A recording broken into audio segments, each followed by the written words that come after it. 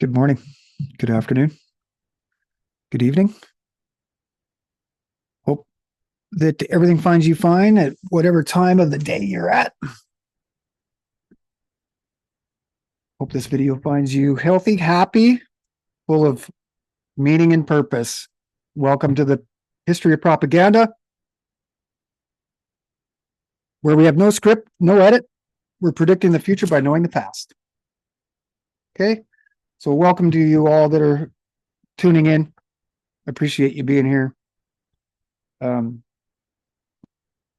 think you're starting to see that we've uncovered some pretty amazing things.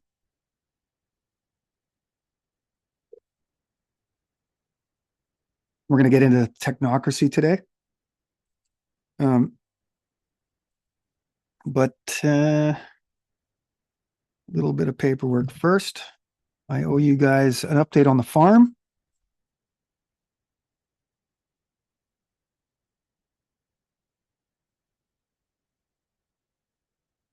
Okay, so I'm going to give you that now.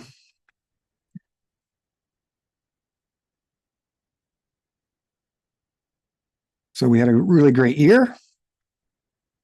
I got the little storefront finished. This is what it looks like.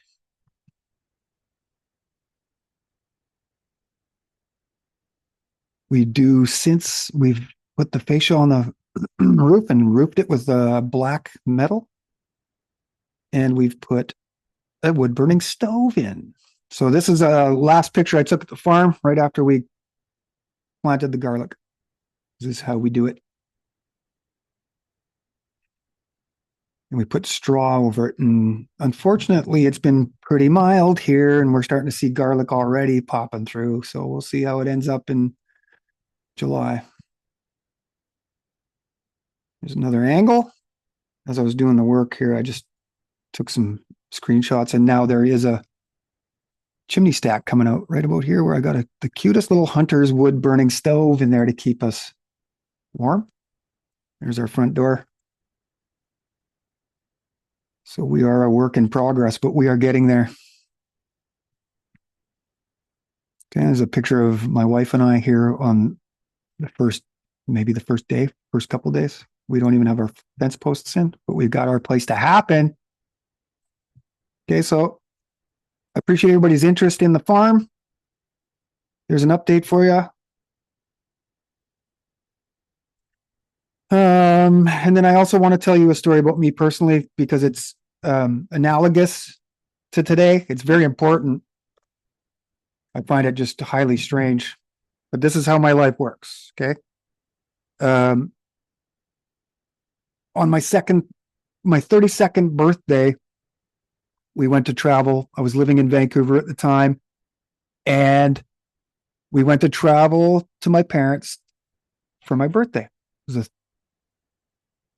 a 3-hour drive from Vancouver to my parents' place, which is basically where I live now. I've moved from Vancouver into the interior.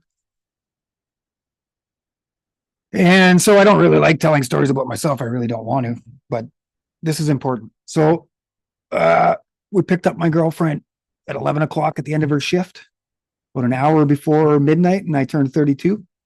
We got on the road, and we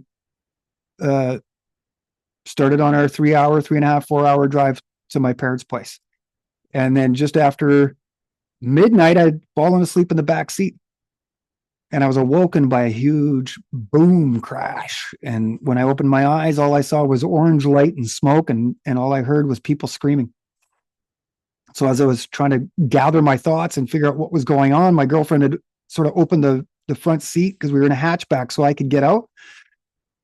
And as I got out, I almost stepped on a tiki torch that was rolling, and a beer that was rolling, still spilling the beer out.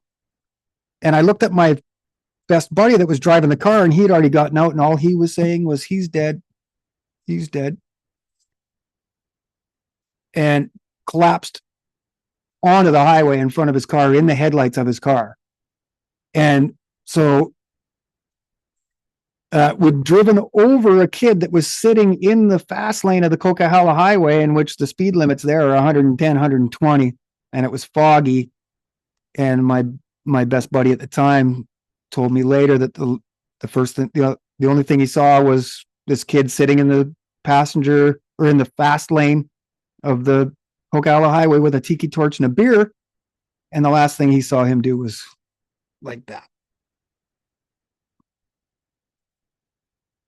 And so I bet it's still very emotional for him, but we haven't really spoken very much since that day. And so I got out, and my girlfriend went to see if the person that we'd driven over was okay, and he wasn't. He was dead. He had compound fractures, multiple compound fractures, and just took one look and you knew that guy was gone. So while my friend was on his knees in front of his car and my girlfriend was behind the car trying to take care of the person that had already passed away, I was trying to figure out what the best thing to do was. And while this one guy was sitting there with his friends, and it was grad time, late June. So they were all out partying in the bush, and they decided that they were going to come on party near the highway for whatever reason. And this one guy sat on the fast lane, and his friends told my friend that they were telling him to get off the highway. But before he could, we came along, and it was foggy, and we couldn't see, and boom. So as I was standing there looking at all of this happening, I thought to myself, what is the best thing to do? And I thought I better get down the highway to start flagging down vehicles, because if we didn't see these people, then who says that other people coming along are going to see us? So just as I thought that, and I was going to start taking my first steps to going down the road, a Presidia car came through, saw everybody. Now, not just one guy, but our car, my buddy, this dead body, my girlfriend, and about a dozen of his partying friends. We're all standing in the fast lane. And this Presidia comes in and slams on the brakes, stops just short of the body. So that was my confirmation that I better get down the highway before another one comes, because who knows, right? And before I could even take a second or third step, a Chevy Suburban came through, and it was evident immediately that it wasn't seeing anything. I think the Presidio had blocked all of us, or everybody that was standing in the fast lane. And I was the only one standing on the side of the road watching it all. And this Suburban came through, and just before it was full speed coming through, just before it hit the Presidia, I yelled something. I'm not sure what it was. Get out, look out, something. And I watched them all look into the light of the vehicle, and the Chevy Suburban just went right through, took out the Presidia, went back over the body, and stopped just short of our car. And I thought at that moment that I just watched over a dozen people die. But one by one, they all popped their head up over the concrete barrier. So what they did was when I yelled at them, they looked, they saw it, and they all at the same time jumped over the center meridian, concrete middle meridian, and saved their lives. Over a dozen people. And so I went down the highway to flag down cars, and I met the police there, and she gave me flares, and I put down all of the flares. And then they gave us a ride to a hotel in Hope, and we had to stay the night. But we went to the hospital, and I visited the two people that were in the backseat of the Presidia when that Chevy Suburban went through. And so the Presidia ended up like this, an L. It was folded. The back end was folded right up. And the two people that were in the back seat of that car were in traction in the hospital, and I visited them there. And I'm not sure if they survived or what their lives are like today, but I'm sure they still feel remnants of that night. And for years, I went there. Every year I'd pass through there to go see my parents. And in the winter, I'd bring a shovel and my carpentry tools just in case that cross had fallen. So I'd prop it back up. And it was weird for me to see his death date the same as my birthday. But this story, while morbid, is important to understand, because this is how I feel right now. Most people are in the pitch black, and they're caught up in emotion, and they're not thinking straight in survival mode. So in many ways, how I've uncovered all of this progressive history is analogous to it all. And so I just invite you all to get comfortable and enjoy this story. And hopefully we can continue that relationship of learning so that we can one day know our true enemy, and then we know how to defeat it. And so you can find in my work all the solutions. Everything is there. Okay. So we're going to get onto the technocracy because this is important. Donald Trump and the coup d'etat in Venezuela all make sense when you understand the technate.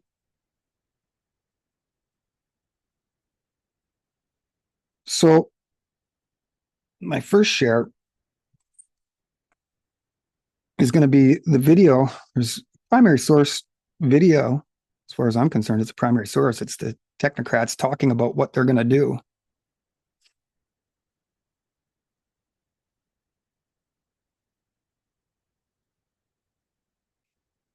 And so it's about 5-10 minutes that we're going to sit through here and just listen to what they're talking about and take note that their language about scientific governance, efficiency, and progress, scientific governance, scientific management. These are all terms that the technocrats are using just as this progressives are, and just as Musk is today. We're going to see that. It's the same terminology because it's all about progress.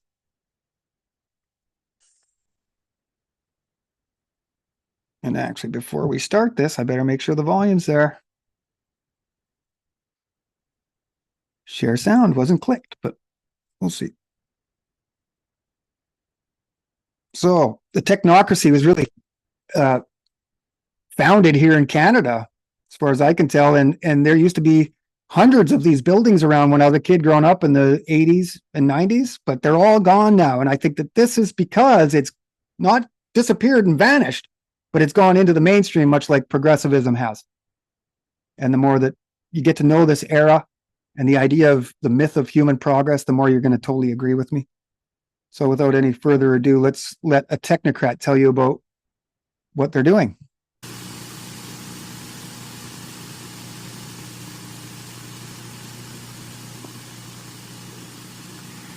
Hello, I'm Arvid Peterson. In our last presentation, we reviewed the principal physical events that have occurred during the 200 years of our industrial history. Technate of America map on the wall, right behind him.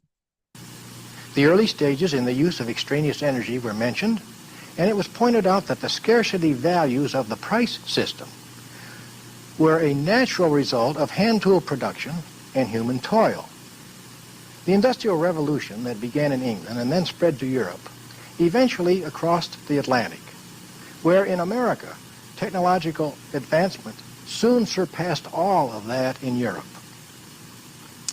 We also reviewed the problems and the paradoxes that exist today due to the conflict between the rapid advancement of technology and the immense growth of energy-consuming mechanisms on the one hand, and the long-established customs and folkways on the other hand.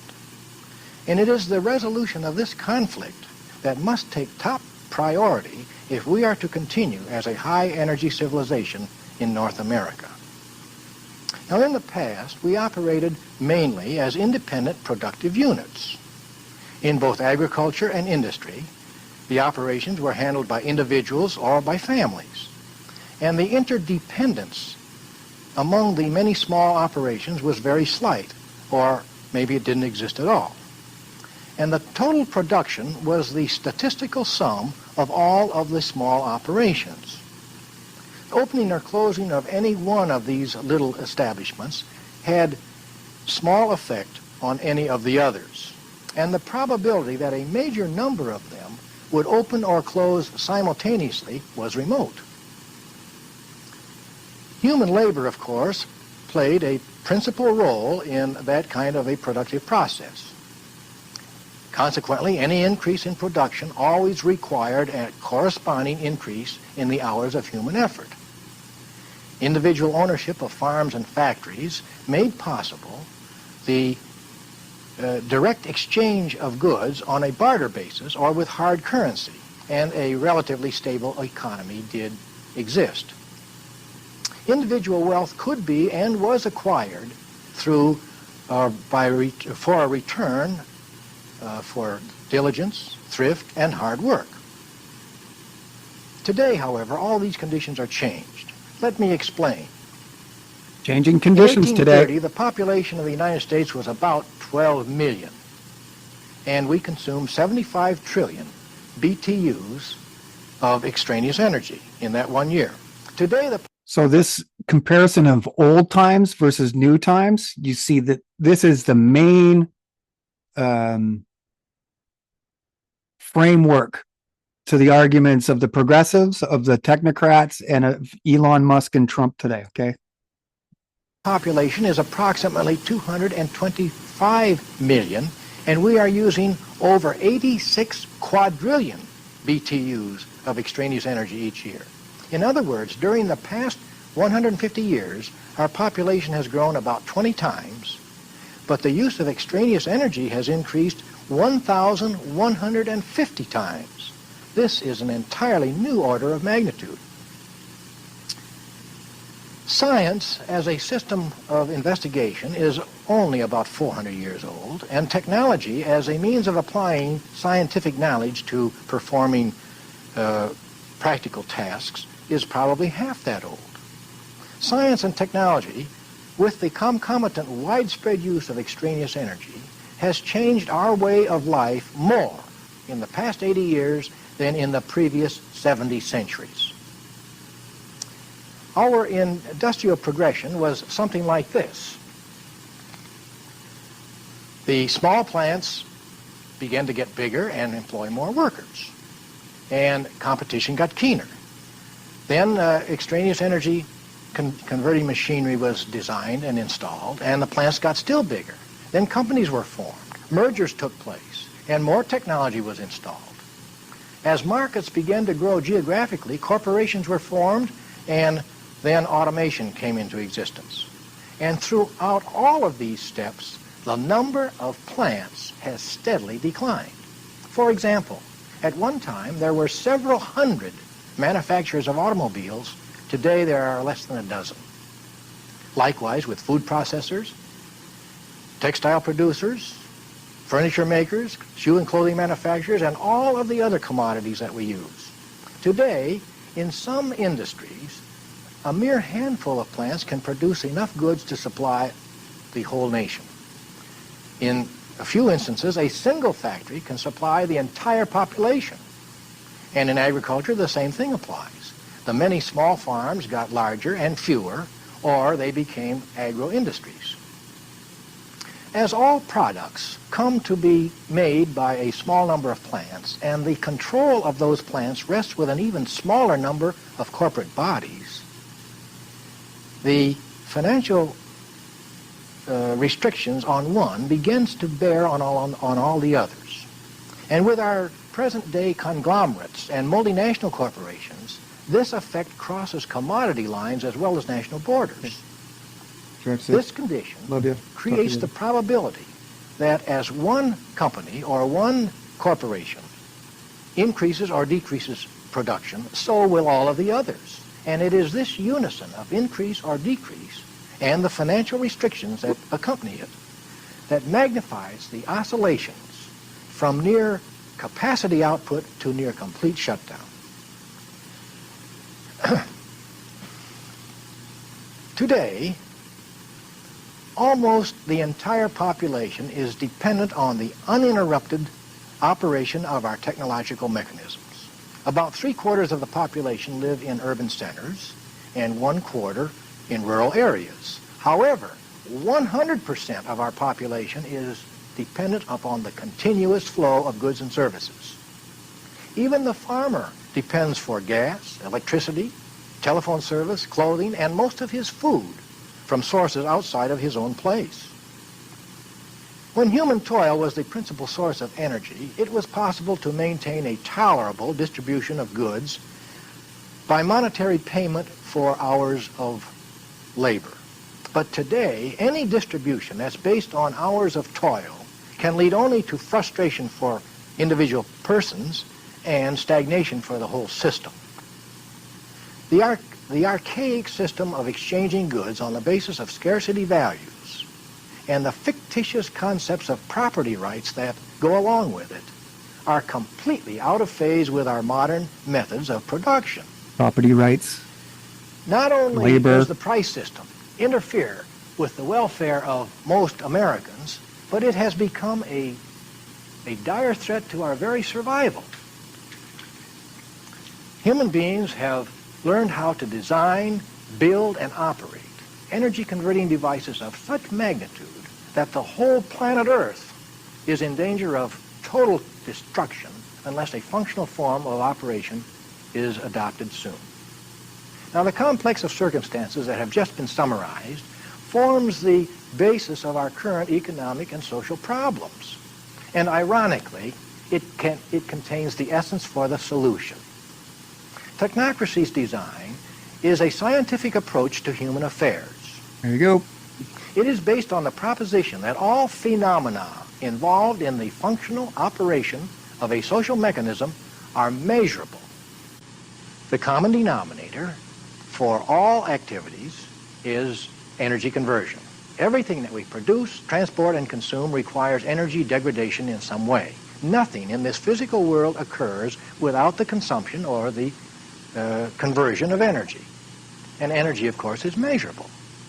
Technocracy's design for social operations will balance production with consumption by means of energy measurements.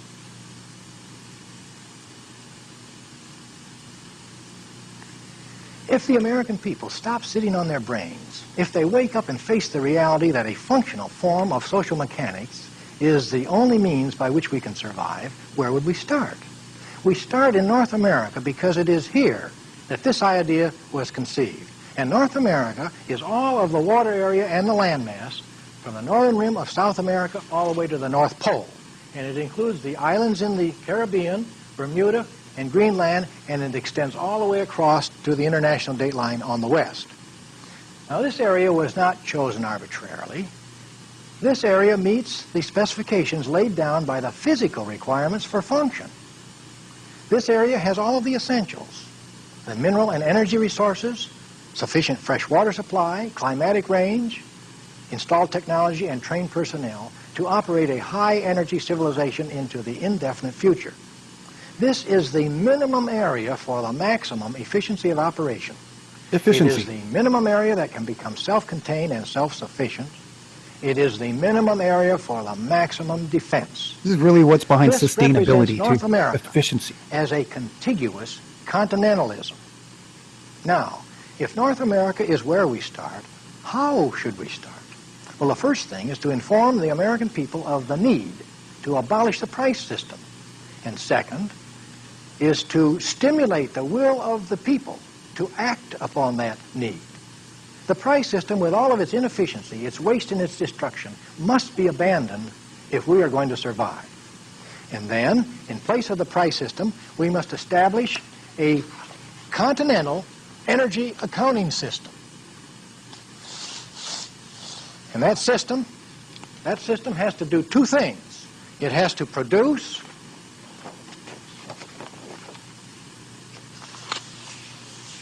and it has to distribute.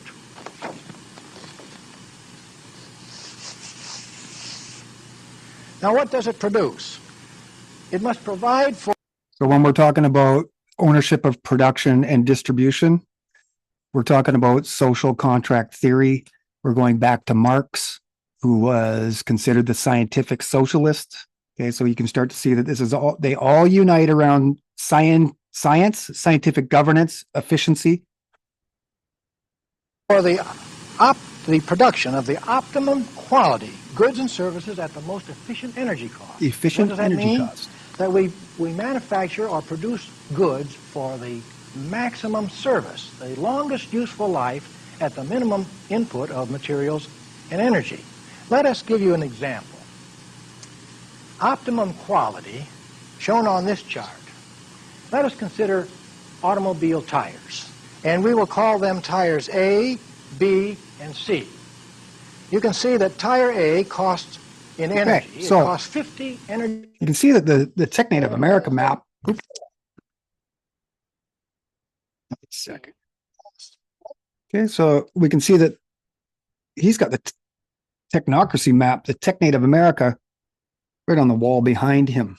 Okay, and he mentions immense growth versus tradition, and resolution of this conflict is top priority. So breaking history into a before and after, like 9/11. So production and distribution, Marx, the scientific socialists. And so we're talking social contract theory. Get into Jean-Jacques Rousseau, John Stuart Mill, John Locke, David Hume, Comte, Bentham,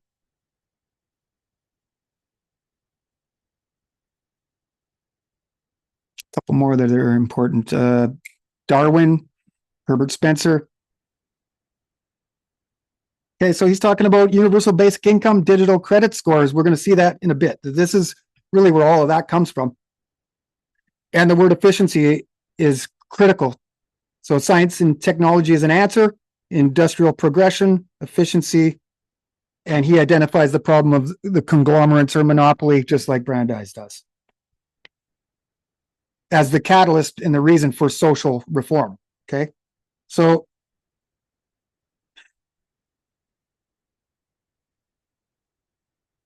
let's get you a better picture of that tech native America. You're not going to find a more clear, more detailed, higher resolution picture on the internet than this. Okay, so when Trump talks about Canada as a 51st state, just the other day, he said Canada needs to be liberated, echoing what he said about Venezuela and what the American government has said about Iran, Guatemala, and 100 other interventions, reasoning behind these coups d'etats that have happened throughout history that are documented, not conspiratorial theory, but actual documented history. And so ownership of Greenland for national security. Why? This is the region up here we're going to talk about.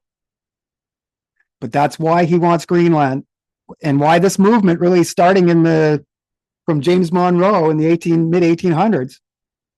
Monroe Doctrine is what he's referring to, and I saw where they even called it the Monroe Doctrine.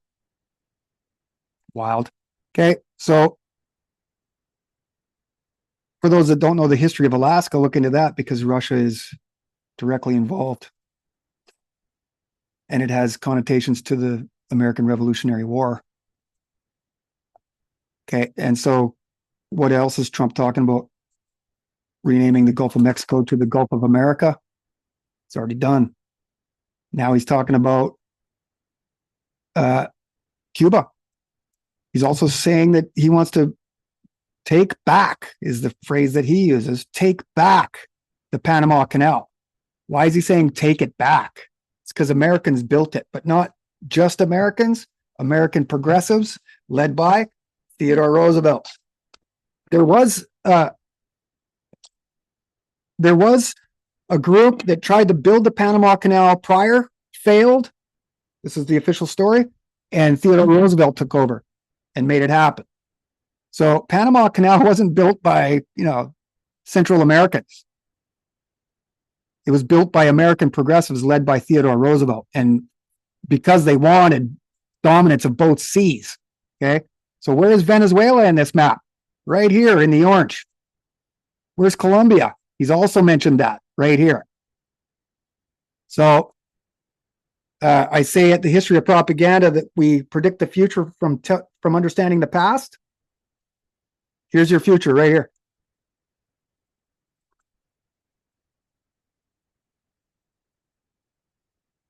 So it's best we all collectively gain an awareness of this situation fairly quick. And so the only one prepared to tell you this story quickly is me. Okay, so there's the tech native America. This is the map that was behind that technocrat explaining to you what the technocracy is. Now in Canada, we had hundreds of those buildings around, but they're all gone. If anybody grew up in Canada in the 70s, 80s, and 90s, they were everywhere. But you don't see one of them anymore. And it's because it's really embedded itself into the structure of our political lives and our social lives, this efficiency and technocracy. To the point now where they figure that they can just do this. I mean, Trump goes in here and does what he wants. I mean, we're supposed to get congressional okay to do those things, but no president has really respected any of those laws. So the Technate of America, if I were you, I'd collect the picture that I have been sharing on Facebook because it's a high resolution. Everything else is really fuzzy and hard to find. Okay. So that is that. Now I want to show you a related situation. And this is where the technocrats and the progressives connect.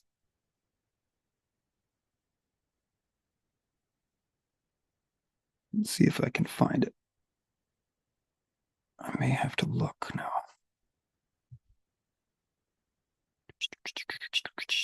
One moment. I'll find it. It's in the Technocracy file folder, and it's a book entitled Technocracy and the American Dream.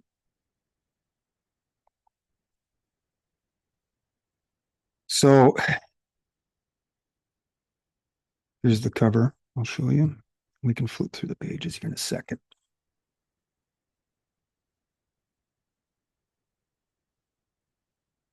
Okay, here we go.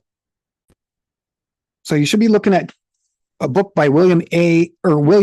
Aiken called The Technocracy and the American Dream, the Technocrat Movement from 1900 to 1941. So that covers half of that is the progressive era, 1900 to 1920, the exact progressive era that I cover. So the technocracy really hadn't been established. This is like more of a 1930s, 1940s, 1950s idea, the technocracy. But it's direct familial lineage goes back to the progressives. And they're showing you here on the cover that this technocratic movement goes back to the origins of the beginnings of the progressive movement, okay? So what does it say in the book? It talks about the progressive formulation, progressives, engineers, and Thorsten Veblen. And who do they mention here? But Herbert Crowley, resident of the House of Truth, founder of the New Republic magazine, and the author of the Progressive Manifesto called The Promise of American Life. This is where they change everything to a highly centralized government. This is where we started to resemble the definition of fascism, okay? But we see engineering profession, a new generation identifying with the collectivist stream of the progressive movement, okay? Here, page 3, he mentions who?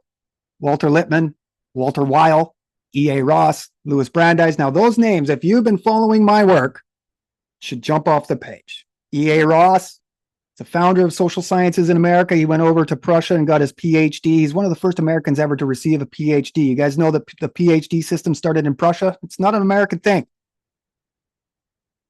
The first ever American, as I've shown and told you before, to get a PhD was the founder of our education system, Edward Everett.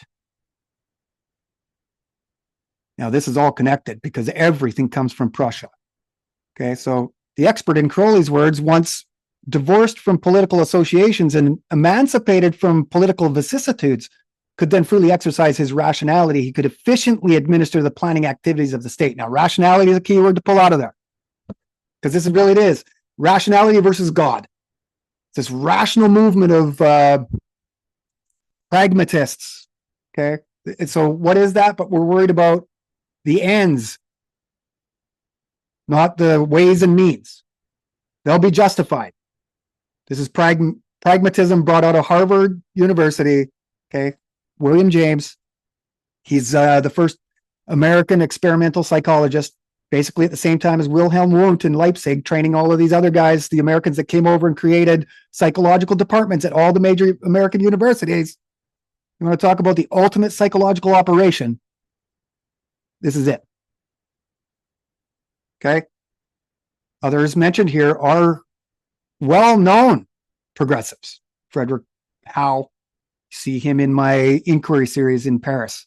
There's a quote from him, how he talks about that the Paris Peace Conference wasn't about liberating backwards races or making the world safe for democracy. It was economic. This is where the inquiry, the founders of the CFR, remapped Central Europe, and they're still fighting there today. Okay. So several mentions here. John Dewey's another key guy. So they all shared the belief that progress could be advanced through the beneficent activities of expert social engineers. This is what combines them. This is trust the science, right? So the three main pillars of progressivism, you guys, some of you can say it with me, right? Efficiency, military preparedness, and trust the science, scientific governance. This is what they're all talking about. This is social contract theory. This is why I say that Louis Brandeis is the architect of our modern day social contract. If that sounds crazy to you, just go look at my work. You will be like, go look at the history. But my work makes it simple for you. You don't have to go through all the books I did. Okay, so that is the book, Technocracy and the American Dream. And so why they say American Dream is because Herbert Crowley, he wrote The Promise of American Life. You know, American Dream is, people will say it's coined by Walter Lippmann. There's obviously other people prior to that saying American Dream, but it was popularized by Walter Lippmann. And you'll be amazed on how many of these terms and words that we find so common today were coined by Brandeis. Regulated competition, scientific management, preferred shop, trade unionism. You know, Beatrice Webb is the one that coined the term collective bargaining and industrial relations. Okay, so this New World Order, man, is systems-based. It's about our systems of law and all of the other systems of social control. And it's all brought through the social sciences. And the social sciences, as I've shown, goes back to Prussia through the German Historical School. But now I found out exactly where. And so for those that want to know where social science, this study, this research of the human being, you ever notice that all of our universities are now research universities? It's not a place of learning about anything other than ourselves. It's feedback loops and applied science, writ large. Okay, so that's that. And now I want to introduce you to this. The book that started it all, I can hold in my hands now. You see how there's nothing on the front cover? See how there is now? See how it's not there? See how it's there? You know what that is? That's a fascist with an axe, bundled sticks, Frederick Winslow Taylor, Principles of Scientific Management. This is the book that overtook the world. The world revolution begins here. And I have a 1913 copy in my hand because it's important for us to collect this information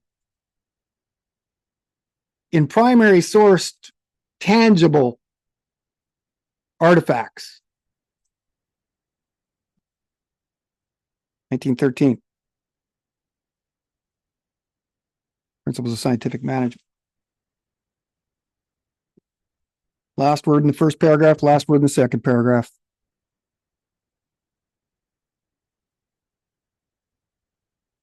Efficiencies throughout this book. This is the book that was shared with Lenin and Trotsky, later Stalin, Mussolini and Mao.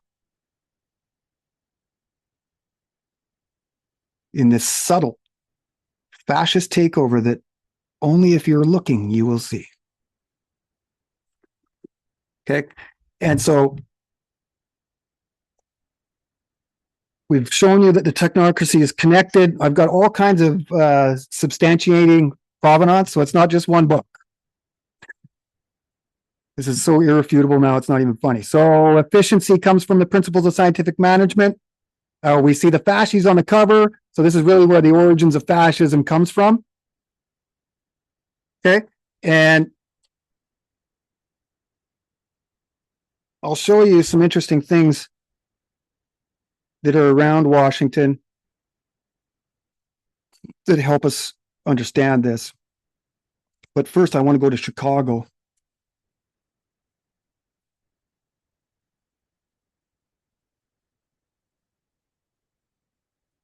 Because in 1938, Chicago had a World's Fair. Anybody know the actual name of it? Say it with me now. The Century of Progress World's Fair. So you should be looking at a 2,000-year-old Roman column. This is the Balboa Monument in Chicago, still standing. Okay. You can see there's Chicago. There's Soldier Field with its new renovations. We see fasces on it. We see some footprints up to it, eh? But if I was in Chicago right now, that might be the first place I go. So this is called the Balboa Monument because it was delivered by Italo Balbo. Does anybody know who that is? He was the leader of the Black Shirts, 1938. So Mussolini sends the leader of the Black Shirts on a transatlantic flight when those weren't easy to deliver this as a symbol of the friendship between Italian fascism and America. And despite all of the woke progressive crying about fascism and Trump today, this still stands. Okay. So I'll show you another one. Ooh, I could have probably just kept that up. Hang on one second. Let's bring that up again and see if I can flip between pictures, because then I can show you all kinds of stuff. Can I do it? No, now it won't. So before I started recording, I was able to actually go through these pictures, and now I can't. Doesn't make any sense to me. But, give me a sec. I'm going to show you some more. And I'll show you the most prominent, important ones, but there's like at least a dozen. Okay. So anybody know when the Lincoln Memorial was constructed? Prior to knowing all this information, I thought it had been around since the days of Lincoln, but it wasn't. It was created, the construction began in 1916 under Woodrow Wilson, Democrat progressive president. And what are those under each of old Abe's hands?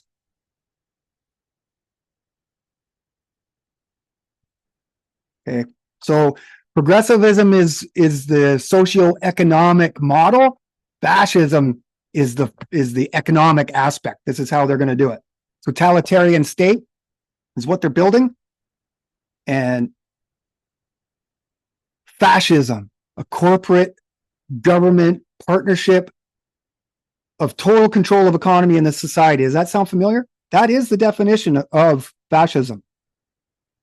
As you've seen in my videos, The First American Fascists, we go into the books. We go into the doctrine of fascism written by Giovanni Gentili and Mussolini, that was ghostwritten or edited by Richard Washburn Child, an American progressive and JP Morgan representative, who was the U.S. ambassador to Italy at the time.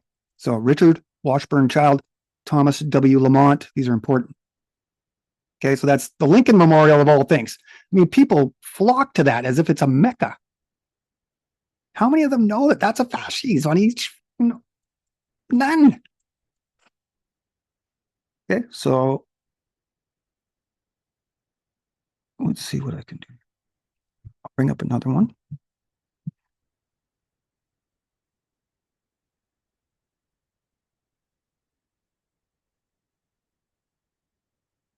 Same year, 1916.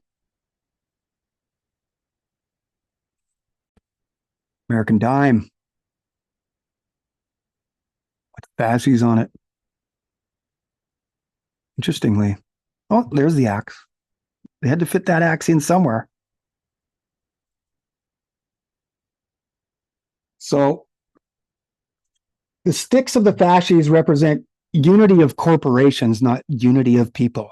Go read the literature. This is what Mussolini and everybody says. It's corporations. It's not the people. This is a major misunderstanding of the American people. Okay. And the axe means lawful authority and the power to punish. Okay. Show you a couple more. Wish it was easier. It's not. So we'll persevere here. A couple more important ones that I want to show you. Because they're everywhere, and I invite you to go and look more at they're inside the rotunda, the apotheosis of George Washington, where they made him like God. There's a person with a fasces sitting right beside him. The Gettysburg Address is covered in fasces.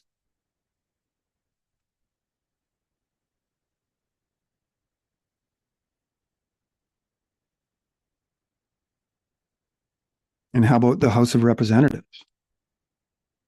You guys seen that? Golden fasces on either side of the US flag. They don't mean the people, they mean corporations. This is the public-private partnership that is fascism. Okay? In the main throne room.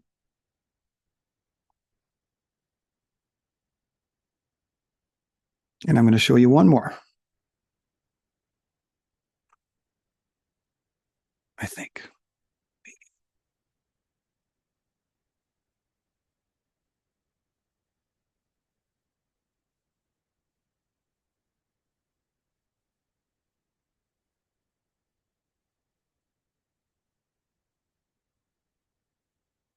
You feel clunky.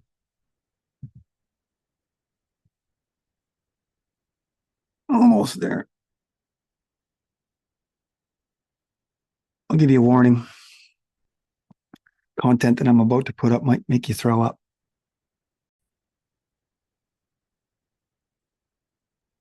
Okay.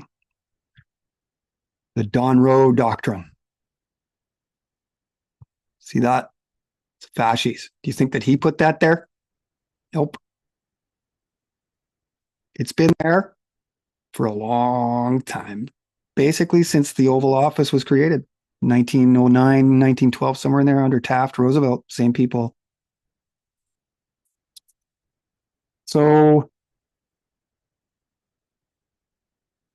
the Oval Office and its fasces.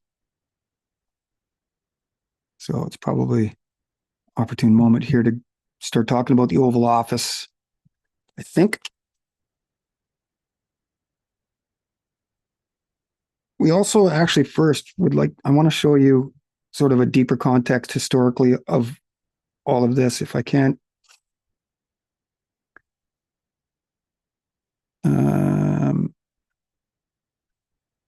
So, because this is it's a global world revolution, right? So we're going to show you some of the aspects of that. If I could, oh my goodness. Okay, so if you could see what's going on this side, it's hilarious. Like, so stupid, all of this. Okay, so you'll be looking at Gilpin's map of the world depicting the Continental Railway. See this? All the way down to the tip and around again. So this is why I say that, you know, the technocracy, the technocrats might have a lesser vision that Trump has. I am going on record saying that he's taken it all. This is Monroe Doctrine, the entire Americas. Okay, so it's Gilpin's map here I'm looking at. And you can see how it connects. And goes across the continent of Eurasia. So Woodrow Wilson and Lincoln, in their day, both assisted in the creation of this Trans-Siberian Railway. Woodrow Wilson sent locomotives, Baldwin locomotives, sent all types of steel, all types of labor. Okay. They're not enemies. They are working together towards global control, shared global governance. Okay.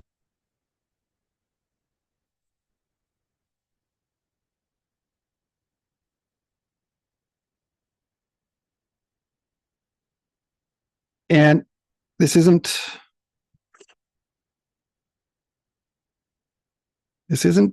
conjecture to say that America is going to invade Canada, because this thing has been planned for hundreds of years. Okay. I'll show you.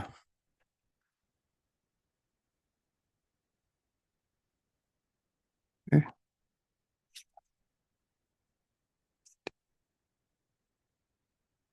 Okay.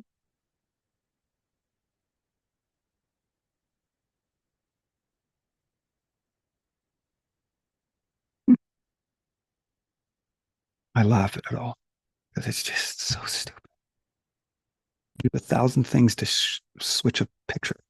You can see War Plan Red. I encourage you to go look at this. Kevin Lippert, the United States' secret plan to invade Canada, and Canada's secret plan to invade the United States.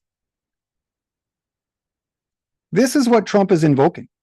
Now, I'm not, we can go back 100 years or whatever, the formation of the Federal Reserve and the congressional record in which Paul Warburg said that there's going to be one world government. It's just a matter of conquest or consent.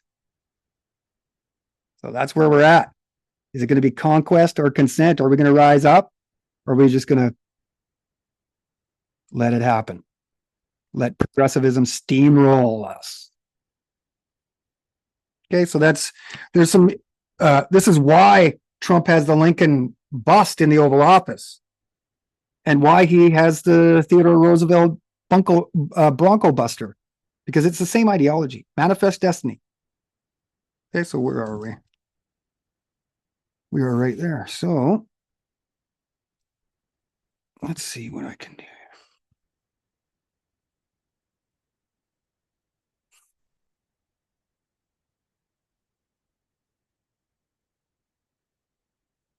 Okay, so I'm going to start getting into this conversation about the Oval Office and what the Oval Office actually is, and the symbology, the Aesopian language that happens here, that only those that know what to look for are actually seeing it. Okay. So this is the moment, this is the day where Elon Musk went to the Oval Office and he had his son X there, and his son X picks his nose and wipes it on the Resolute desk. And the next day or 2 days later, Trump removes it for light refinishing, and it's never come back. And he replaced it with the CNO desk.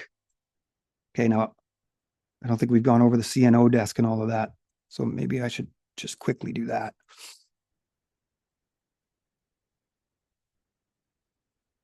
Because each president,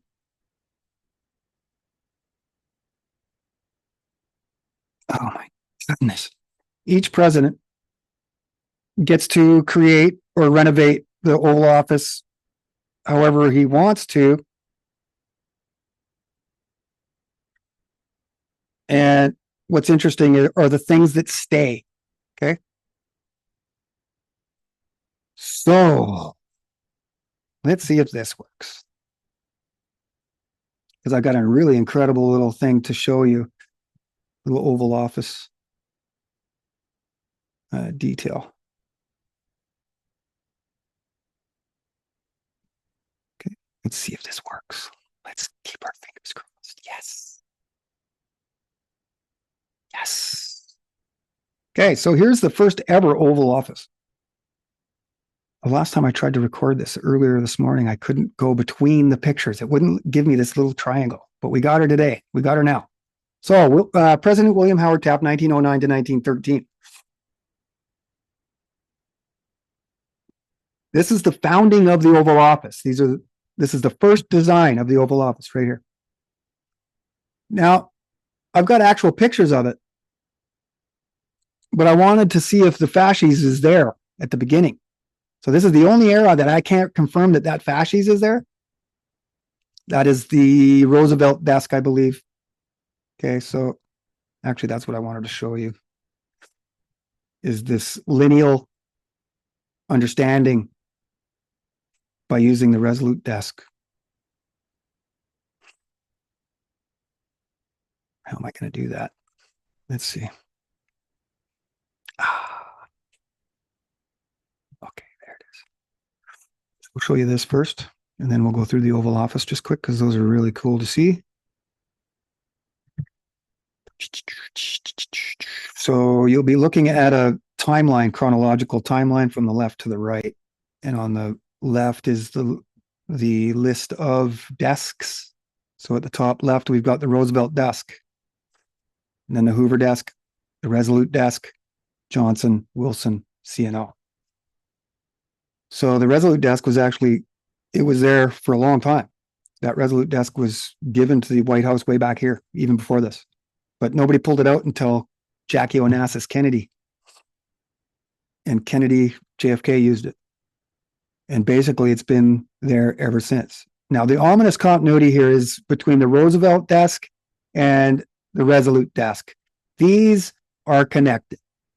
So if you look at it that way, the ideology, the philosophy, US foreign policy, military preparedness, scientific governance, efficiency, that's what unites these two lines here. And so when you look at that, there's only a handful of presidents that haven't fallen in line.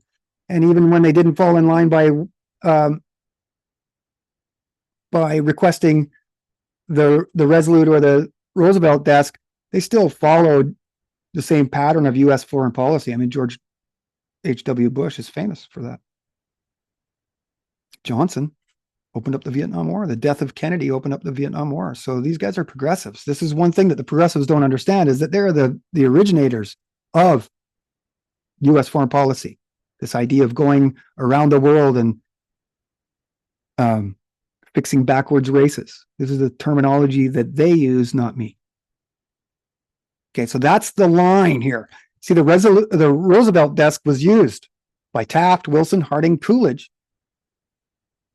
Hoover created his own desk, of which FDR used. But when we got back to, World War II, we went back to the Roosevelt desk. This is, Eisenhower's farewell address, warning us of a military-industrial complex, was 50 years late because it happened right here in 1917. One of the terms that Eisenhower used in that farewell address that nobody really considers is technological scientific elite. Both designed here, created here under Wilson, 1916, 1917. So Eisenhower, commended for telling us, was 50 years too late. Okay, so now we'll take a march through all of the Oval Offices. Starting with Taft's. So you can see that very little changes here from Taft.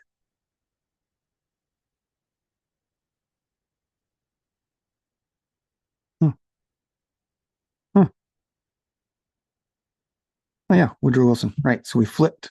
You can see from Taft to Woodrow Wilson, not very much changes, just a few things. The interior certainly doesn't change, does it? Warren G. Harding takes over the presidency after Wilson.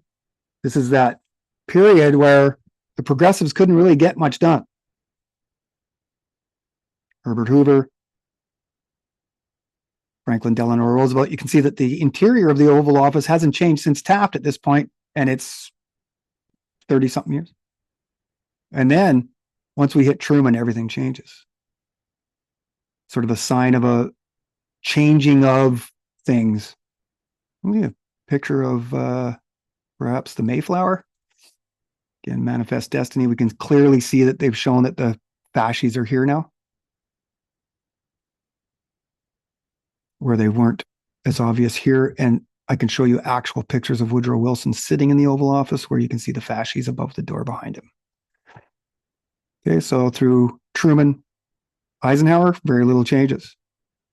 JFK comes, everything changes, and you know, a lot of people attribute this to Jackie O. Onassis.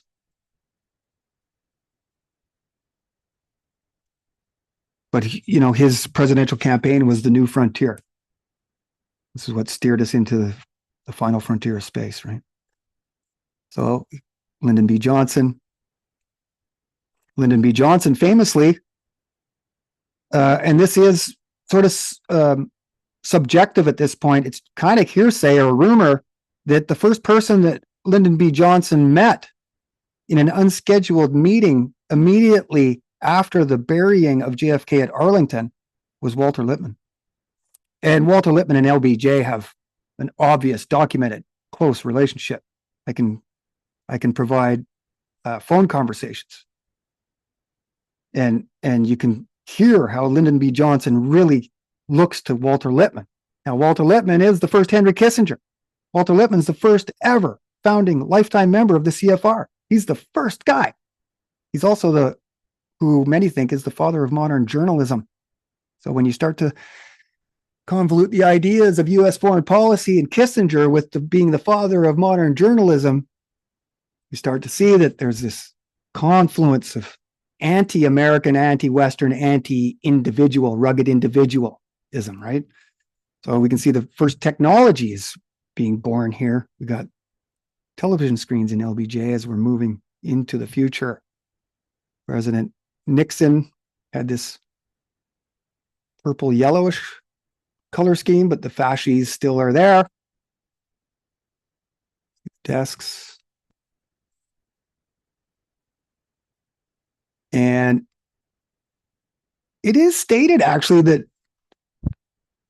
it shows on that list that FDR didn't use the Resolute desk, but the Resolute desk got that front door specifically because of FDR. They wanted to hide his legs. So when you look at that famous picture of John looking through the door of the Resolute desk, that door was put on there by for FDR. So it says that he didn't have the Resolute desk, but Jimmy Carter, Ronald Reagan embracing the third way. The only other people that talk about the third way are progressives and Mussolini. George H.W. Bush.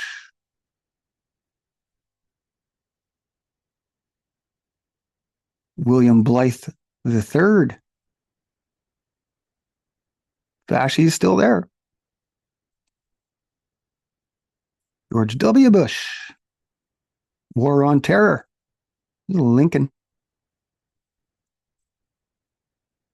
So progressivism operates on existential threats.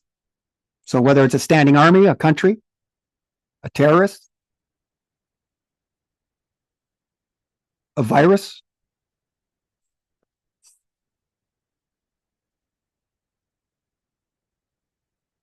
or drugs, the war on drugs, the war on terror, this is what unites them as progressives, this preparedness, okay? Barack, the first Black American president, still fascists.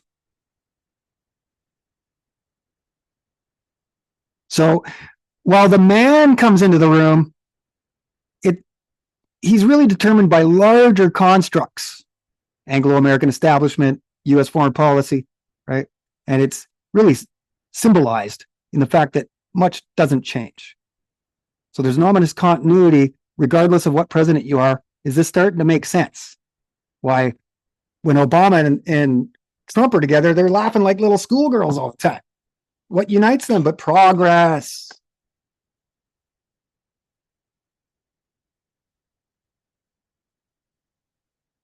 Okay. Pretty interesting, right? And that's Donald Trump's first one. He completely renovated. Okay.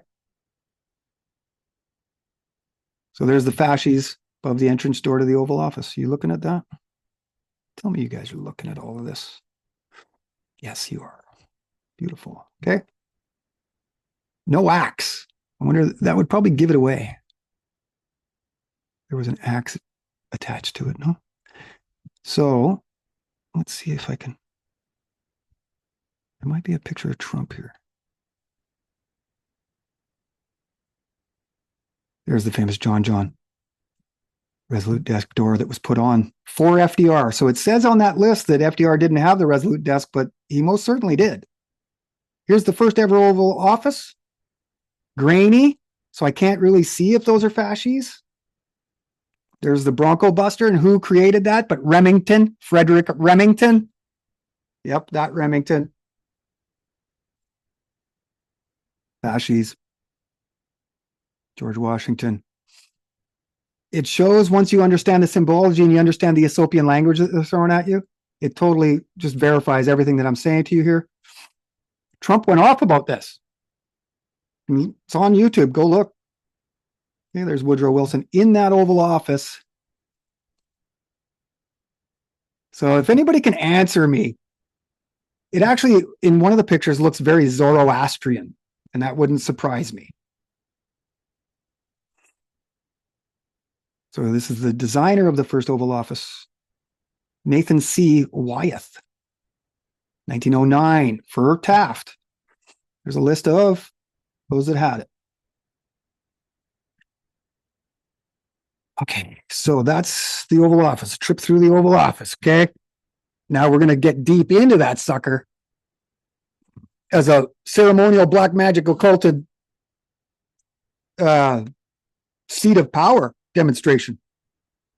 But first, I want to show you Trump and his conversations he was having, his little press conference he had where Musk and X were there. I'm going to show you the reason why the Resolute desk was removed. So hopefully, let me just make sure the audio is here. As painful it is as it is to listen to this guy, we must. Okay. The owner of the Don Rowe Doctrine. Wild. Okay, so I'm going to throw that full screen and we'll let her go. This is going to be a couple minutes. And we're going to show a couple more spots along here that are important. But you can see Lincoln. And then all of Trump's family here, including, I think that's his dad. Critical to understand this man's history. And we're going to be signing a very important deal today. It's Doge, and I'm going to... Doge stands for Department of Governmental, say it with me now, Efficiency. Ask Elon to tell you a little bit about it and some of the things that we found, which are shocking. Billions and billions of dollars in waste, fraud, and abuse. Inefficiency. And I think it's very important. And that's one of the reasons I got elected. I said, we're going to do that. Nobody had any idea it was that bad, that sick, and that corrupt. And it seems hard to believe that judges want to try and stop us from looking for corruption, especially when we found... Okay, so the fact that they're blaming the judicial aspect is exactly what Brandeis did. I know that he's a U.S. Supreme Court justice, but what Brandeis does is transfer the power of courts of law to administrative law. And now Musk has taken that idea of administrative law and saying it now has been outgrown and needs to be replaced. So Musk is saying, yeah, Brandeis and all of everything that he created has got to go. But in its place, we're going to put this digital representation of the exact same stuff. And how I know that is because they're saying the exact same things and using the exact same emergency measures and fears of the future to enact it, embed it into institutions. Okay. Hundreds of millions of dollars worth, much more than that, in just a short period of time. And we want to weed out the corruption. And it seems hard to believe that a judge could say, we don't want you to do that. Weed out the corruption is exactly what Brandeis said.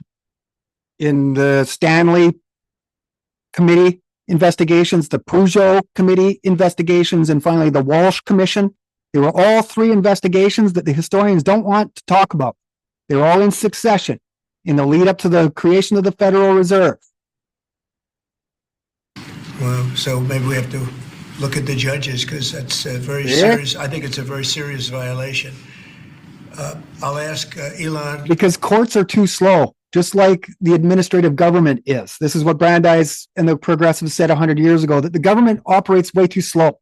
There's too much bureaucracy. We need to be freed, liberated from these constrictions, and allow the corporations to do more. Musk to say a few words, and we'll take some questions. Elon, go ahead. Sure. A mystery. Jesse loves playing detective. Buggers, everybody look away. Don't even look at it. Apologize for that. Wouldn't wish that on my worst enemies. Got to go through two. Just want to be a little faster. Watch how fast I skip ads. At a high level, if you say, what is the goal of... Make America great again in all black. A significant part of the presidency is to restore democracy. This may seem like, well, are we in a democracy? Okay, now what I'm telling you is that this is all arranged. This whole situation. You can see it in their eyes and in their body language. Okay, and it's all to do with this kid right here. Democracy. Well, if you don't have a feedback loop, okay, we'd have to. If you, sorry. So, tell you, gravitas can be difficult sometimes. If there's not a good feedback loop from the people to the government, and if you have... Okay, I was just gonna go to the washroom, but he just dropped the word feedback loop. Anybody that knows my work. Okay, so I'm gonna have to actually just stop this for a second. Stop the share. Hold on. Back up the bus. Okay, so he said feedback loop. There's only one person. Norbert Wiener, cybernetics. He creates the feedback loop. That is what this man here is famous for. Control of communications in the animal and the machine. Control and communication. Norbert Wiener. Maimonides, direct descendant from Maimonides, same with his father. Leo, who worked with the inquiry. He was one of the first presidents or first professors to teach Slavic languages. Norbert Wiener's dad, Leo. Norbert Wiener's a professor at Harvard the same time Leo is, except Norbert's like 22. This guy's a genius, apparently, right? This is what we see. This is the guy that creates surface-to-air missile technology in which you can shoot from the ground and hit a moving target in the air. They use the same technology to control society. So when he talks about feedback loops, it goes back to this guy, the human use of human beings, cybernetics, and society, Norbert Wiener. 100%. 75 cents in the day. Priceless now.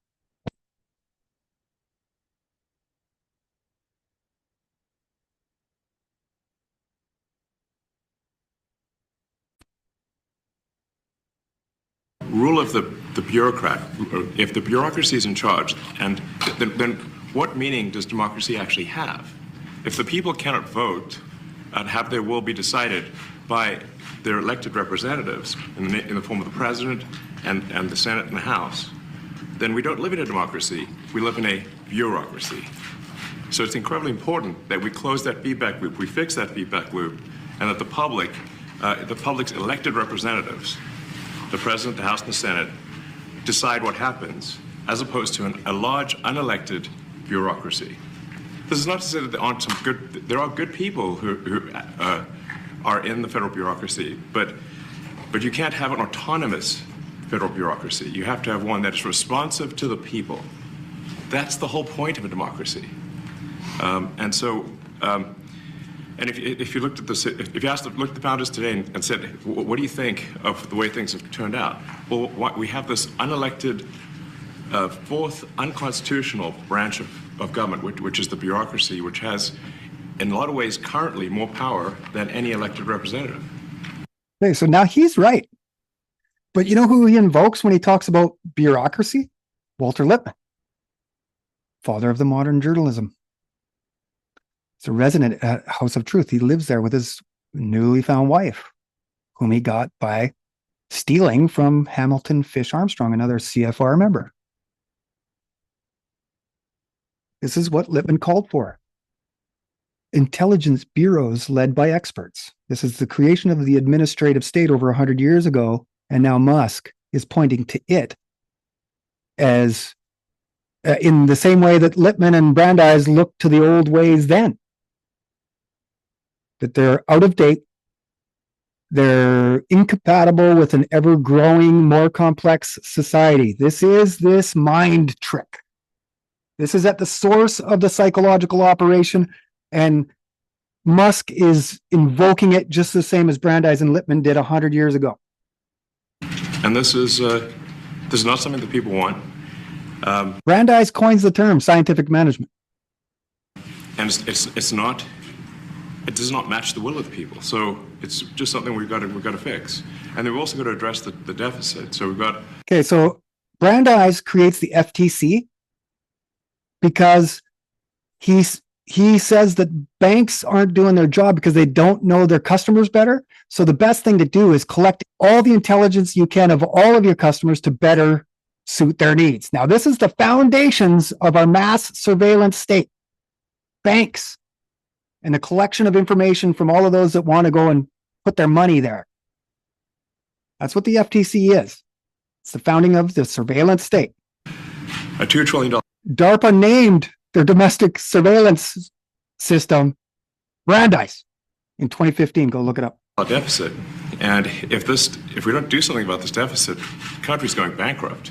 I mean, it's really astounding that the interest payments alone, fear of the future, on the national debt exceed the Defense Department budget, which is shocking because we spend a lot of money on defense, but they can print money. And if that just keeps going, we're essentially going to bankrupt the country. So what I really want to say is, like, it's not optional for us to reduce the federal expenses. It's essential. Okay, so now I could actually, and I'm in the middle of researching Brandeis and the creation of the Federal Reserve. This is exactly what he says.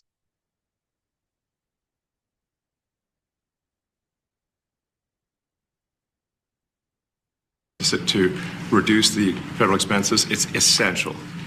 There's no choice. This is what Brandeis says in the Harper's Weekly magazines, the periodicals that he writes in.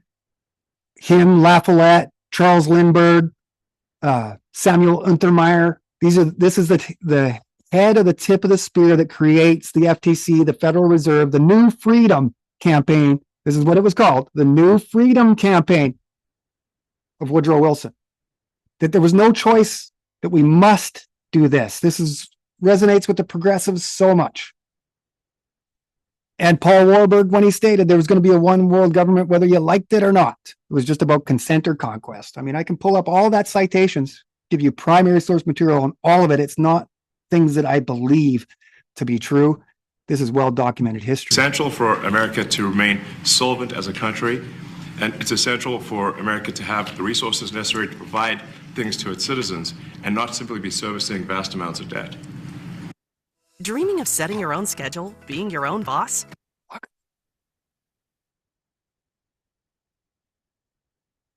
spare you.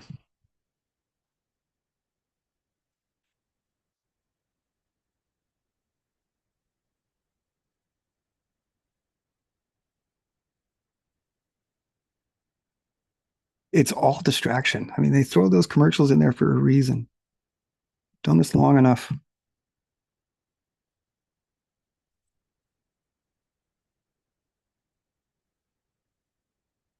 I don't know where I am now. See how discombobulated that can make you? Now I'll probably get another commercial. Let's see if we can do this now. Okay, let's try again. Let's continue where we left off. You should be looking at 3 of the biggest idiots in the world. Uh-oh. Including the woman that walked away with about 30 million. Right. Etc. Well, we do find it sort of rather odd that there are quite a few people in in the bureaucracy who have ostensibly a salary of a few $100,000, but somehow manage to accrue tens of millions of dollars in net worth while they are in that position, which is, what happened at USAID. We're just curious as to where it came from. Maybe they're very good at investing, in which case we should take their investment advice, perhaps. But just there seems to be mysteriously they get wealthy. We don't know why. Where does it come from? And I think the reality is that they're getting wealthy at the taxpayer expense. That's the honest truth of it. So, we're looking at, say, I can't actually. If you look at, say, Treasury, for example, basic controls that should be in place, that are in place in any company, such as making sure that any given payment has a payment categorization code, that there is a comment field that describes. Brandeis talked about checks and balances, and that if it's a picture of this mine, we'll post some pictures afterwards. And this mine looks like something out of the 50s because it was started in 1955. So it looks like it's like a time warp. And then the speed, then the limiting factor is the speed at which the mine shaft elevator can move. You'll cut the budget deficit in half. And I fully. So you have a technocrat. His grandfather is the founder of the Technocracy in Canada. That's who you're looking at here, Joshua Haldeman. We're going to get into it, but he's standing in the Oval Office, right? A civil, religion, occult theater of power. No, this isn't a workplace. This isn't where Trump comes to do his work. This is voice of the state.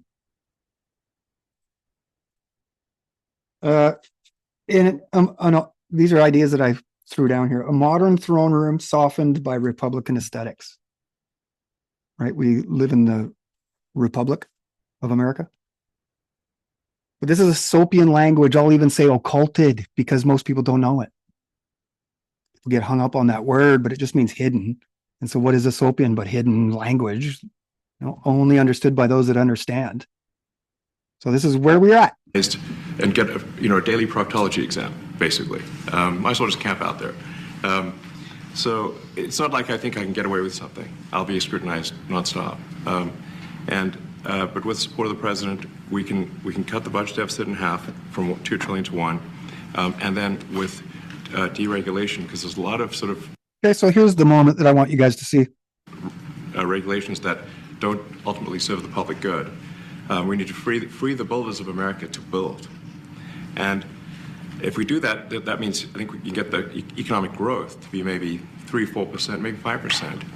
And that means if you can get $1 trillion of economic growth and you cut the budget deficit by $1 trillion, between now and next year, there is no inflation. There's no inflation in 26.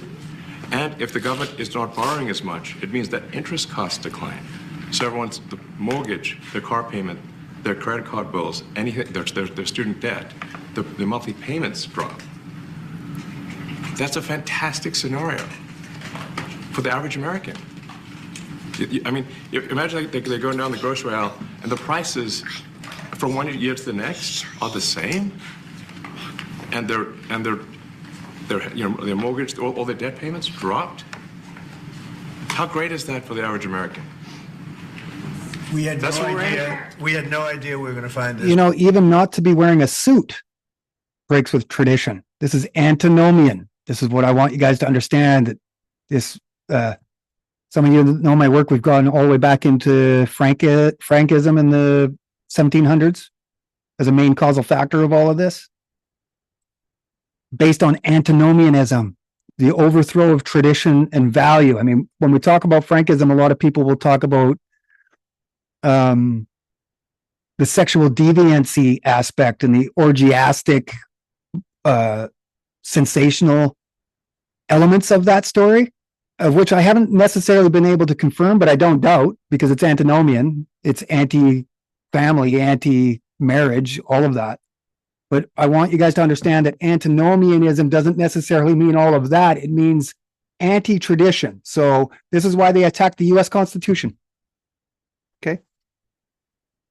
And this is why they're attacking bureaucracies today. This is the attack of institutions that have already been embedded and established into American tradition. And they got to go, sure, the entire administrative state, but all they're going to do is take it from a tangible, real environment into a digital, pseudo mediated environment. It'll be the exact same thing, only more efficient. As much. And it's open. It's not like complicated. It's not simple that complicated. Stuff. It's like a lot of work. Yeah. You can't believe it. A lot of work, a lot of smart people involved. Very, very smart people. But okay, so we saw there X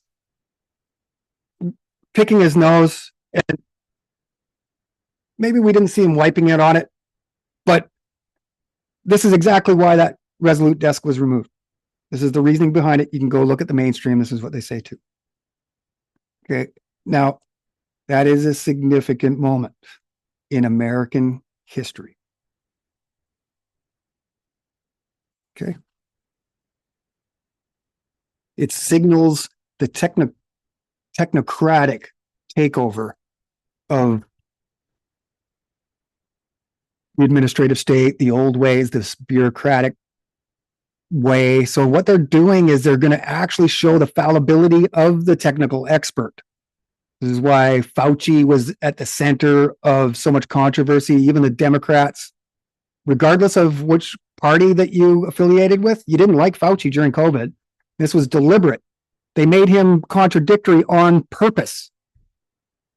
It's narcotizing dysfunction. Going back to Paul Lazarsfeld and Merton, mass communication, inundating the public with so much contradictory information that it paralyzes them. Okay. I'm just showing you the methods. So let's see if I can just go ahead and do this. I want to show you the ultimate sort of goal of all of this. You know, it's fueled by internationalism. This internationalism and progress are completely locked together. They're the same thing. Okay. This is why they use world fairs. I'll get into that in another podcast article. Okay, so here, see this? This is the way you need to look at the world. So when he talks about Greenland for national security, this is why. So there's a Northwest Passage here. This is where the HMS Resolute was locked in the ice, floated out here, came out to here and was found. And they brought it back to New York. And once they found out what it was, they gifted it to the Queen. She came over and gave them the Resolute desk. Because you can see that there's a circle of influence here. This is the sphere of authority and power that is in play right now.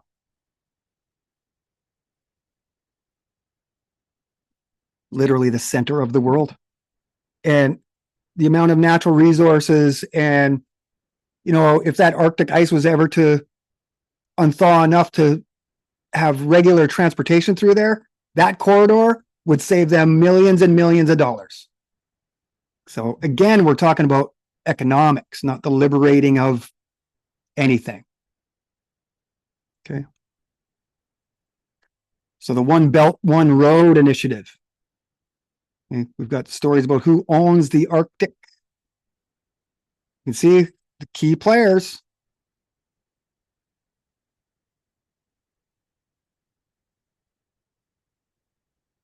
Okay. Military and defense, military preparedness.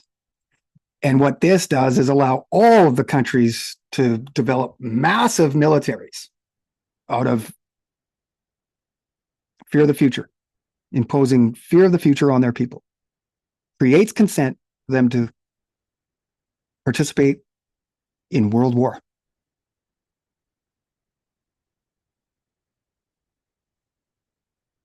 Okay, so this is really what it's about.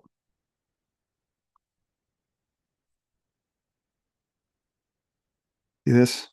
Now, can you picture the Transcontinental Railway? See what they're up to? This is ultimately what their goal is. One world government. So this is one of the things that Trump was actually in. So you can see that they're trying to develop this to get to the Bering Sea so that they can connect with the Russians. All of this Trump, Putin, Russia gate, all of it is just to create chaos from which they can continue to steer. It goes back to John Stuart Mill, where he talks about one party of order, one party of progress, and you fight them together under hostile banners. Quote.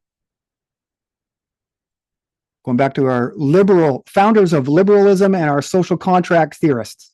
John Stuart Mill, I can show you it on Liberty. Internet Archives, page 107 and 108. Okay, so look at New Silk Road and BRICS Alliance has received Gilpin's dream of constructing the world land bridge in the modern era. The question remains, will Donald Trump bring America on board? That is where we're at. See that? Does that not make sense? That would be the backbone of transportation of a one world government, would it not? And this is what Mackinder pointed to as the global pivot point. This is what Zbigniew Brzezinski talks about as the grand chessboard. This is what everybody since Lippmann and to Kissinger have talked about as the central major issue. And where is war right now? But this interface between Western and Eastern Orthodox thinking.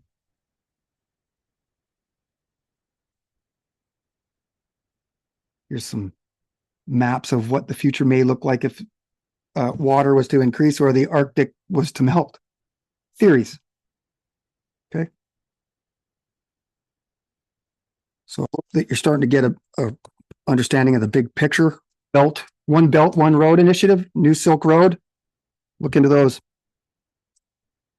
Okay, so Trump has mentioned manifest destiny. He did so in his inaugural speech, and he's mentioned Monroe Doctrine twice, and just the other day.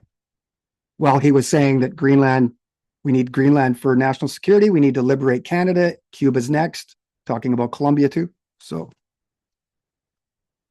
doesn't take a rocket scientist. Okay, so I've shown you the principles of scientific management. How about another random book? So James Harvey Robinson is a progressive father too. He was a radical. He was kicked out of Columbia University. He wrote a book called "In the Mind in the Making." Now he's also the author of The New History, a new interpretation of the founding fathers of America. So you want to talk about new democracy, new republic, new competition. You have to also include new history. And James Harvey Robinson is one of the keys. Him and Charles Beard and James T. Shotwell, three key professors, three key socialist professors at the center of the huge controversy that happened at Columbia University. Go look into it. It actually happened. He's a key guy. And this book, how old is it, you ask? This is from the day. I got 1921.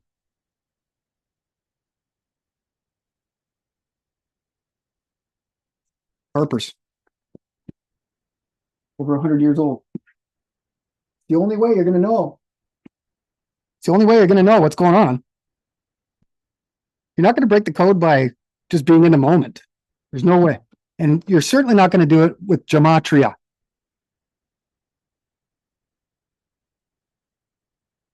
What does gematria do but keep you entrenched in what's happening right now?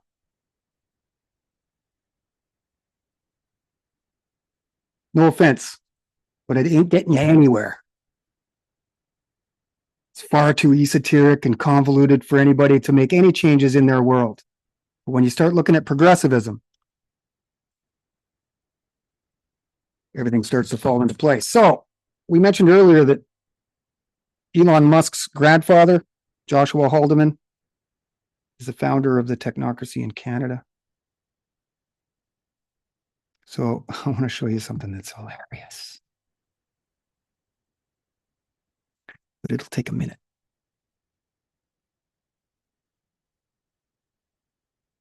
And it's out of the Technocracy movement. It's a CBC article that I can't share with you, so I'm glad that we're going to share it now.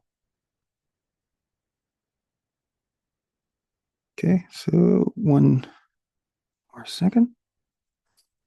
Oh, this is funny. You ready?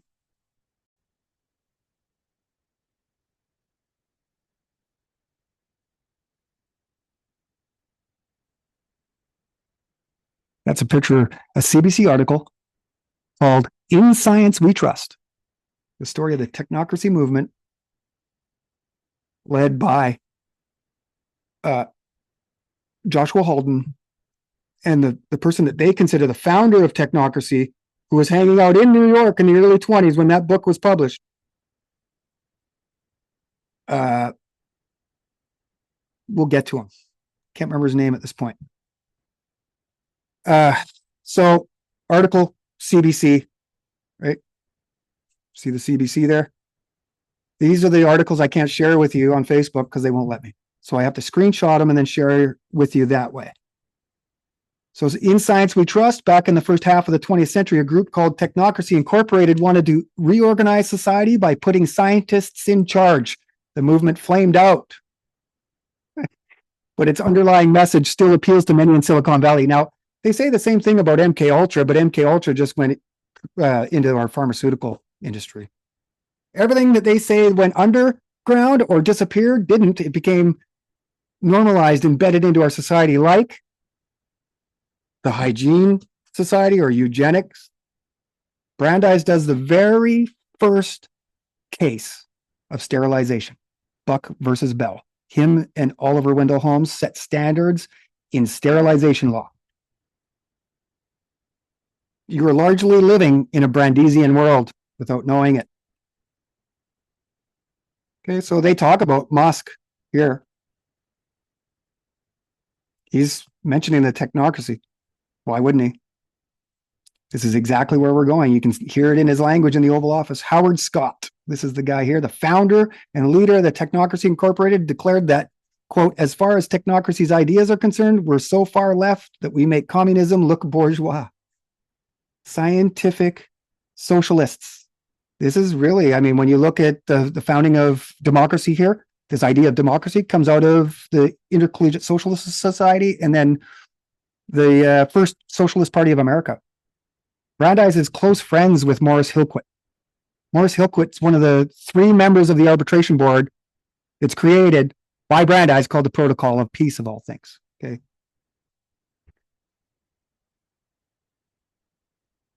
Yes, I was hoping we had this picture of this superhero.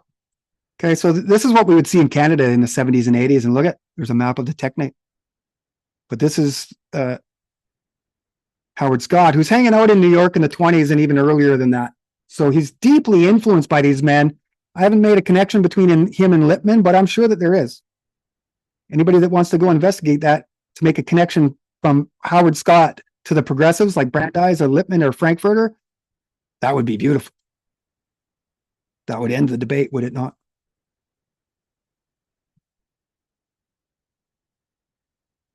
Okay, this is what we would see here in Canada all the time. Anybody older than 40, maybe you got to be a little older than that. But these were around into the 90s.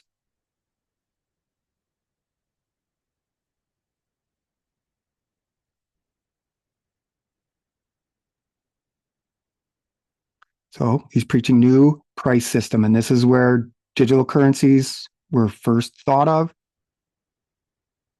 Universal basic incomes, digital credit scores. Okay. And they're saying the same thing. We got problems in our society that we're going to fix. Now, this is why we need to delineate between the truth movement and the progressive movement, because a lot of times the progressive movement sounds like us, but it's all about intent and where they're taking it. And only a more sophisticated, deeper understanding of the language helps us jump over those pitfalls. Okay. So that's Joshua Haldeman in an article called In Science We Trust. Okay, so I think I'm going to finish with some commentary on the Oval Office, some more. Okay, I'm going to try to find you a picture here that you can look at while I do that. See if I can find it. It'd be awesome if I could.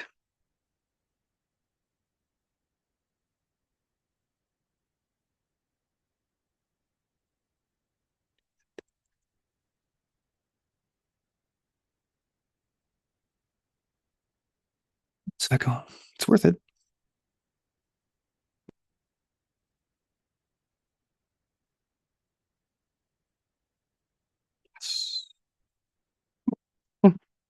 Okay. So Trump did some renos of the Oval Office, some major renos. I'm hoping I can find it.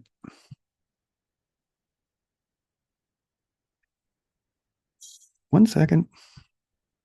Sometimes these things can be really difficult. At times you're allowed to freely just sort of maneuver, and then at times they put up blocks against you, and it just takes a little extra time. What am I doing now? This up. I wonder if I have to be large. Oh, that's why. You can't have it in your toolbar. If you're going to bring up a picture, just so you guys know, you need it to be visible. And then you go get your share and it'll be there. See? Okay. So, as I talk to you about the Oval Office and what it actually is, look at this shit. There's your fascies. He talked about a golden era. You know, he's talking about the Golden Dome. He's all about gold. Okay, so this is the fascist state of America right here. So the Resolute Desk means continuity of liberal order. Made from the HMS Resolute, it defines the Anglo-American reconciliation. And the fact that it's gone means that either the United States and Trump has separated from the Queen, or the Queen and Britain. Okay, thus Monroe Doctrine. He's splitting the world into a East and West hemisphere, not North and South. It's traditional. So he's antinomian. See? So Resolute Desk means transatlantic legitimacy, shared civilizational project. This is the Anglo-American establishment that's been going on throughout the 20th century, and symbolic diplomacy. Okay. So we're getting closer to the end of this show. So it's a theater of power, this place that you see Trump standing in. It's a theater of power. Look at how powerful we are. This is might versus right. Speak softly, carry a big stick. Right? Theodore Roosevelt, walk softly, carry a big stick. That's his U.S. foreign policy. That's why he said that. So it's a modern throne room softened by Republican aesthetics. See it there. So the progressive symbology is faith in the expertise. They have a moral state power. It's very moral. Morality exudes out of the Oval Office. And executive leadership as national conscience, and history as a linear march forward. That's what the Oval Office means. Yep. So tells the story of American advancement through strong executive power, civil religion cult. It's a cult of civility, civil rights. This is where we went wrong. They moved us from natural law to civil rights, and we're all like, yay, and upset when our civil rights have been upended, or, it's like, no, we're far removed from where we're supposed to be. It should be natural law, and we shouldn't be under a state. We need to be rugged individuals. Okay, so labor, they all center around labor for a reason. And we saw him talk about that, the ownership of production and distribution. This is why they're all surrounded around labor like bees to honey. So science and technology, industrial progressivism, same argument then as progressive era and Musk now. Okay. So the sticks of the fasces represent unity of corporations, as I've covered. The axe is the lawful authoritative power to punish. The Oval Office is a myth machine. See that? It creates myth. And so the Lincoln bust signals national unity in crisis, because this is really, he's a crisis president, Lincoln. He emancipated the slaves. He was there for the Revolutionary War. An executive power justified by emergency. Emergency measures helps move things far quicker forward than times of peace. And so they say that war is progress and peace is stagnation. So you want to know why we don't start war or never stop war, and it's always perpetual every year now? It's because it's progress. This is what they say. Okay, and then the Bronco Buster. It's a frontier myth. The masculine mastery of chaos, manifest destiny, and the American expansion and control of nature, progress through domination. This is what manifest destiny is. Prove me wrong. Okay, so I think that's it. Just let me check and see if I got any more tabs. And so if you got any questions, I'm going to be on the history of propaganda at YouTube far more than I'm going to be at Facebook, okay? We're trying to create our own market like we did over at the farm. So soon I will have the history of propaganda email address in which you guys can start contacting me directly.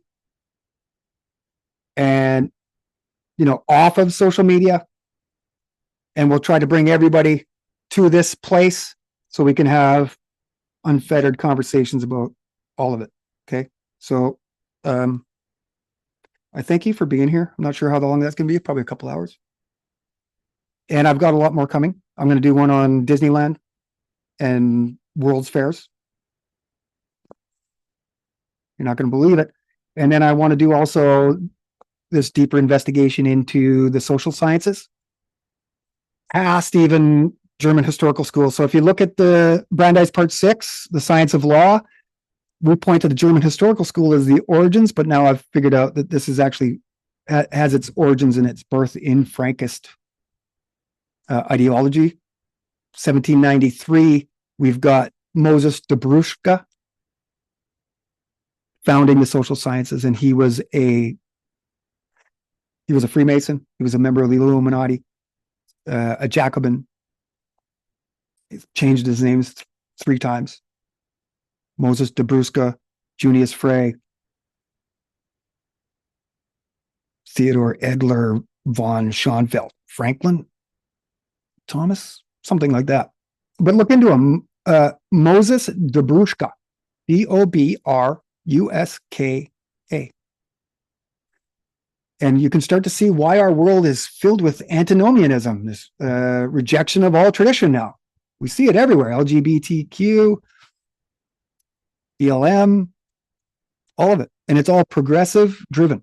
It's woke. When you hear woke, that means progressives, because they have no idea that they're the founders of fascism, yet they're going to stand there and cry Trump is a fascist. But it's progressives that founded it. So we're heading towards the technate. We see it very easily. I would be sharing this information with everybody. Share the technate.